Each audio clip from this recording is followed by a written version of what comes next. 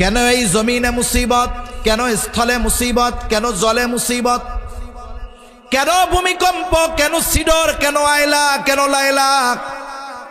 আল্লাহ তাআলা কোরআনুল কারীমের মধ্যে বলেন, যাহারাল ফাসাদু ফিল বাররি ওয়াল বাহরি বিমা কাসাবাত আইদিন নাস লিয়ুযীকাহুম বা'দাল্লাযী আমিলু লাআল্লাহুম ইয়ারজিউন।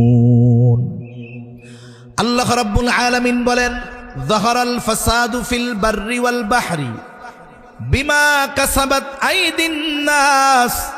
জল স্থলে যত রকমের বিপর্যয়, আল্লাহ তাআলা বলেন এগুলো হলো মানুষের হাতের কামাই।